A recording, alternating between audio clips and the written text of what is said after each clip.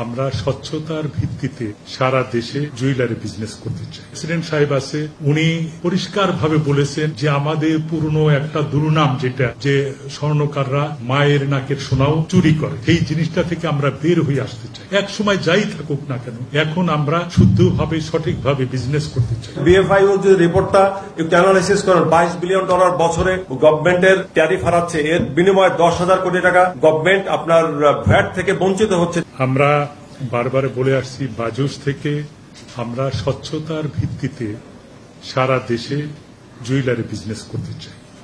এখানে কোনো আপোষ নাই। সবচেয়ে বড় কথা হলো যে একটা রাষ্ট্র ব্যবস্থা থাকে, রাষ্ট্রের বিভিন্ন অর্গানাইজেশন থাকে, অপরাধ হইতে আরম্ভ করে সবকিছুতে নিয়ন্ত্রণ করার জন্য। তারা সাধারণত এই দায়িত্বগুলি তারাই পালন করে।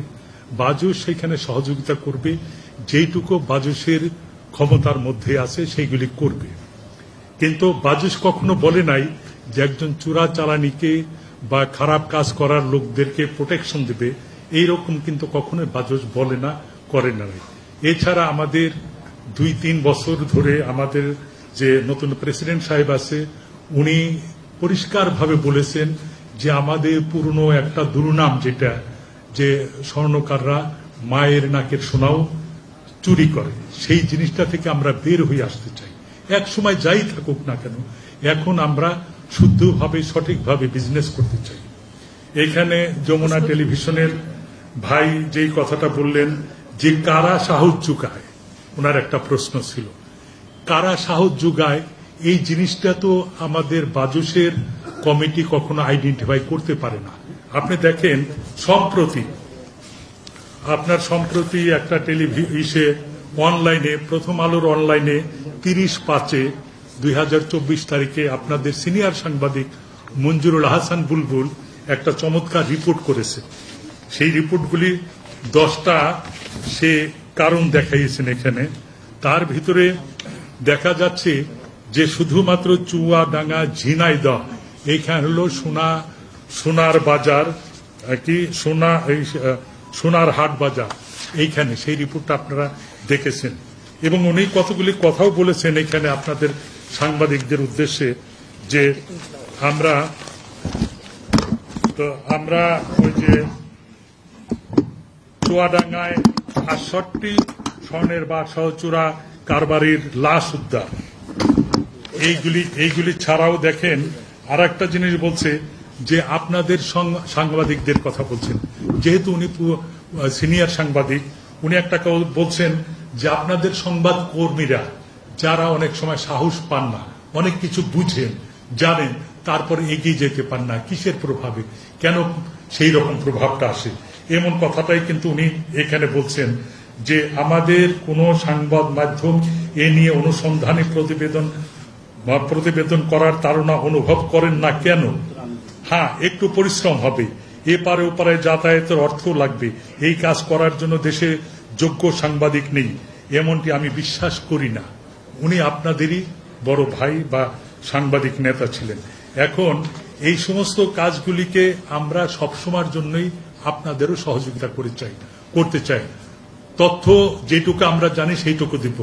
দেখেন সম্প্রতি যেটা এমপি সাহেব ওই পারে যে বললেন যে খুন হয়ে গেছেন, এটা তো হলো আইন শৃঙ্খলা রক্ষাকারী বাহিনী, এটা দেখবেন, কিন্তু ওনার সম্পৃক্ততাটা কোথায় কোথায় আছে এইটাও আইন শৃঙ্খলা রক্ষাকারী দেখবেন।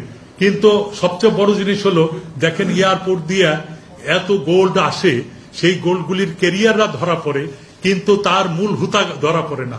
আপনি এত ভিতরের জিনিসগুলি বের করে আনেন, পুলিশের ডিবি, পুলিশের অন্যান্য আইন প্রয়োগকারী সংস্থা 17টা অর্গানাইজেশন আছে এয়ারপোর্টে মনিটরিং করে, তারা এগুলি ধরতে পারে না। অথচ যখন অন্য কেউ একটা কিছু অপরাধ করে সেগুলি মুহূর্তের ভিতরে বের করে ফেলে। আমরা তো চাই সেগুলি বের হোক। একটা ক্যারিয়ার সে এনে এখানে কার কাছে দিবে, এই জিনিসটা আইডেন্টিফাই করার মতো বড় কিছুর দরকার হয় না। আপনি সাংবাদিক, আমি, সবাই আমরা পারি, কিন্তু আমাদের তো সীমাবদ্ধতা রাষ্ট্রের আইনের প্রতি। আমাদের আইন প্রয়োগ আমরা কখনো করতে পারি না, আমরা সহযোগিতা করতে পারি এই সমস্ত ব্যাপারে। দেখেন ডায়মন্ডের ব্যাপারেও আমি একটা তথ্য শুধু দিই, আমি এই যে এখানে আমাদের স্ট্যান্ডিং কমিটির চেয়ারম্যান, উনি তো সবকিছু বুঝাই দিচ্ছেন, এটার ভিতরে সব আছে। ডায়মন্ডের অর্নামেন্ট এখানে আসে, বড় বড় অর্নামেন্ট ফর্মে আসে, কিন্তু লুজ ডায়মন্ড বাংলাদেশে ইম্পোর্ট হয়। কোন অর্নামেন্ট ফর্মে ডায়মন্ড হোক, গোল্ড হোক, কোন অর্নামেন্ট ফর্মে কিছু ইম্পোর্ট হয় না। অথচ এই দেশে এইরকম ডায়মন্ড গুলি আসতেছে, কারা আনতেছে, কোন জায়গাতে আনছে? তো ওই যে সমস্ত বর্ডারগুলির নাম বলা হলো, তারা ওই জায়গাতে কতখানি প্রভাব বিস্তার করে, সেই সমস্ত জায়গাগুলিতে আপনারা বুঝে যাবেন যে কারা কি রকম এইখানে কি বিজনেস করতেছে।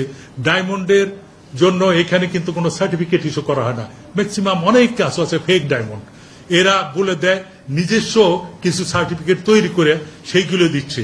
তো এইগুলো গভর্নমেন্টকে এগিয়ে আসতে হবে। বিষয়টা হচ্ছে, দেখুন আমাদের দেশে যে আগ্রহ হবে না কেন, এই যে ডায়মন্ডের উপরে যে স্ল্যাব করা আছে রেট মানে ট্যাক্স ক্যাটাগরি, গোল্ড ইম্পোর্টের উপর যে ট্যাক্স ক্যাটাগরি ইম্পোজ করা আছে, এই কঠিন পথ পাড়ি দেওয়া একজন ইম্পোর্টারের পক্ষে বেশ দুরূহ।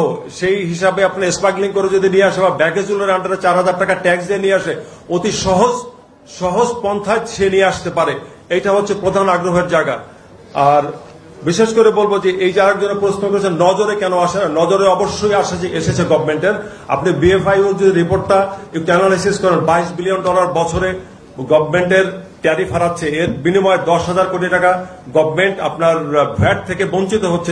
এই জিনিসগুলো তো সরকারের সংস্থাগুলি উঠিয়ে ধরছে। এখন এখানে আইন প্রয়োগকারী সংস্থার অ্যাক্টিভিটিটাকে বাড়াতে হবে না, আমাদের দাবি, বাজসের দাবি। অন দি আদার হ্যান্ড আমাদের কথা হচ্ছে যে সোনাকে সহজলভ্য করে পণ্য হিসাবে আনতে ব্যবস্থা করে দিতে হবে। ইম্পোর্ট ফর এক্সপোর্ট যে পদ্ধতি হোক, আমাদের রিফাইনারি যদি চালু হয় সেখানে ওরের ব্যাপারে ট্যাক্স ক্যাটাগরি কমিয়ে দিতে হবে, মেশিনারির উপরে ট্যাক্স ক্যাটাগরি কমাতে হবে।